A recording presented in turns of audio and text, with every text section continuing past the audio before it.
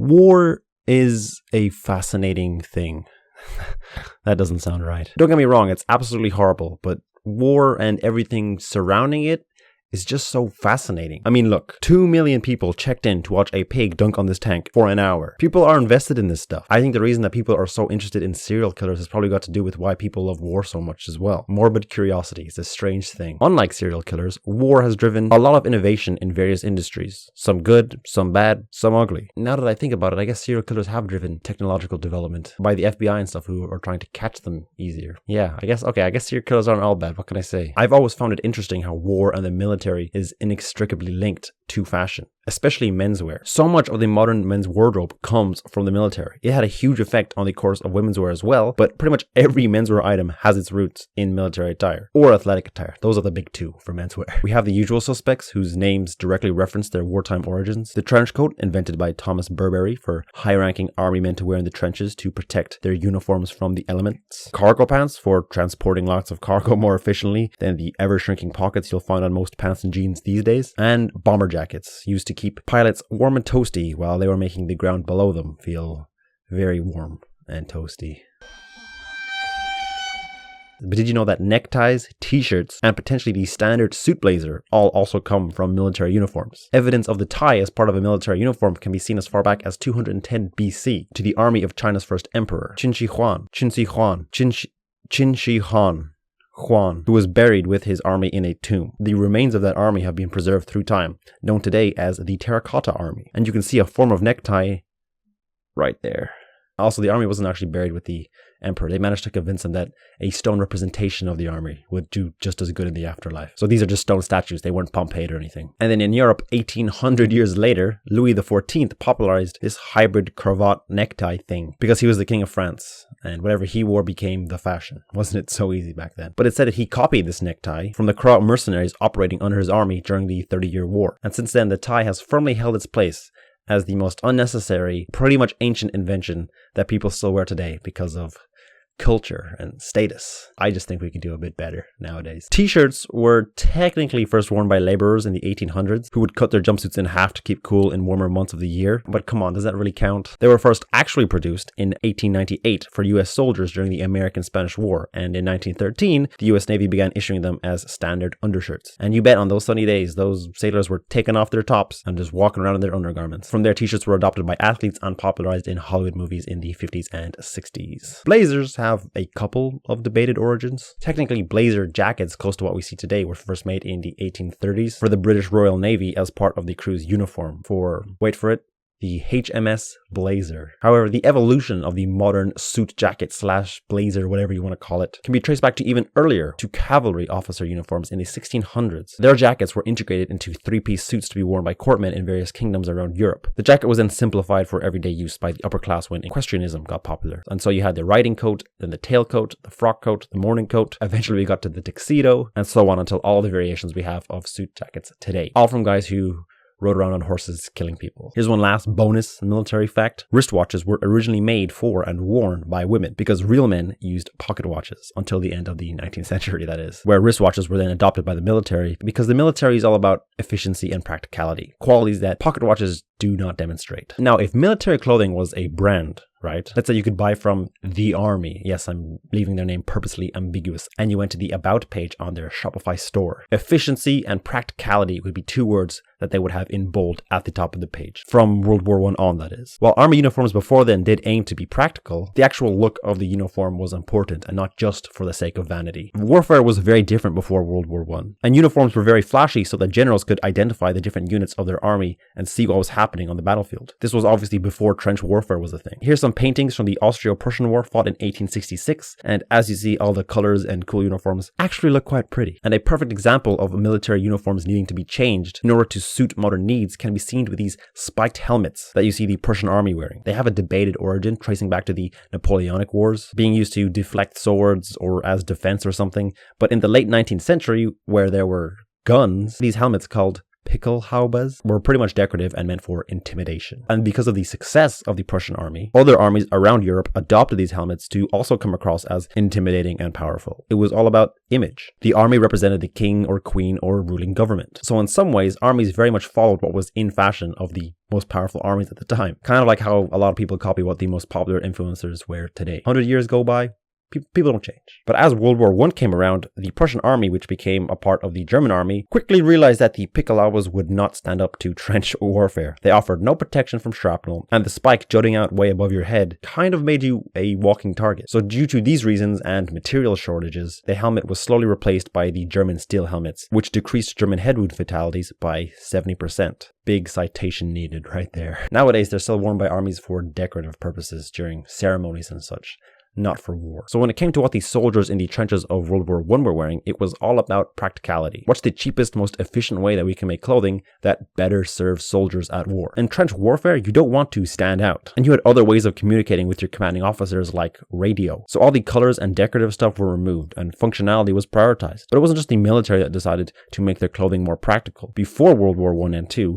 fashion outside of war, particularly upper class fashion, because fashion didn't really exist for you if you were poor, was all about vanity and status. Men's and especially women's fashion were insanely impractical. So as the war brought around a lot of functional innovations to clothing, like bigger pockets and more pockets, as well as just looser fitting, more comfortable clothing, all this functionality spilled over to everyday clothing. During World War I, way more women joined the workforce, so their clothing changed majorly. They got to wear trousers.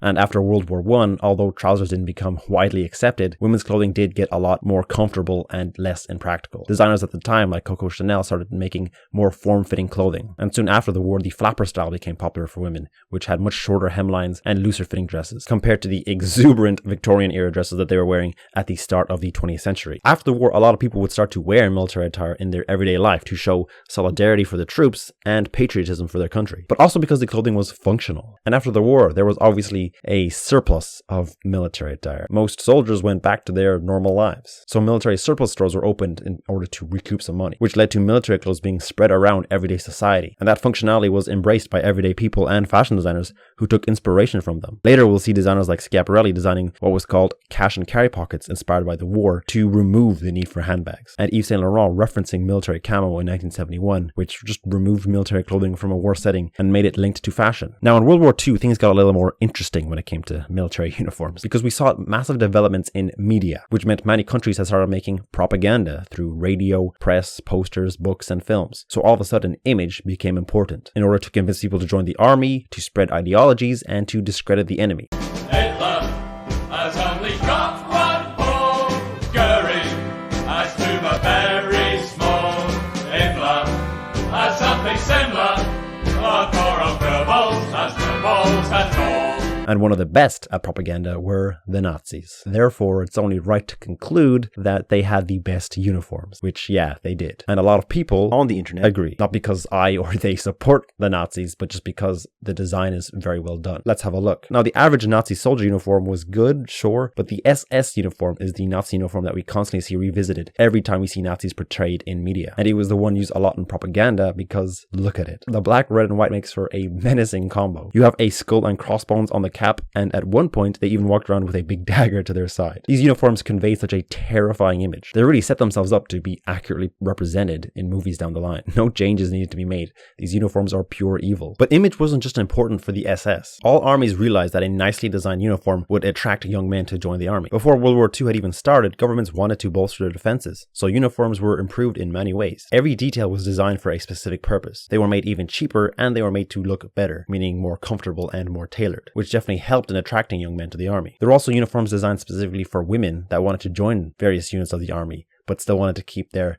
femininity intact. Popular couturiers of the time, such as Mainbacher, were enlisted to help design the women's uniforms. And his design specifically was so popular that women outside of the military started to copy it, which was illegal. So it makes sense why military-inspired fashion is such a staple in menswear today. Men have always been interested in clothing and fashion. If you look back at history from ancient Rome to Louis XIV, men cared more about how they dressed than the women. But thanks to people like Beau Brummel and just culture shifting, fashion became looked at as a feminine pursuit. But any excuse to put on a nice fitting uniform or a suit, and guys are like, hell yeah, brother, looking fine. Tell a guy to wear something because it's fashionable, whatever. Tell a guy to wear an army-issued, extremely functional, efficiently designed garment, no questions asked. I'm in. I'm sure I'm preaching to the converted at this point, but fashion is for everyone, even the most machismo people you can think of, the army. They engage in fashion too, in order to look good and attract people. So I think that military clothing spread into everyday life for the reasons I said before, patriotism and functionality, but it also meant more fashion that men could partake in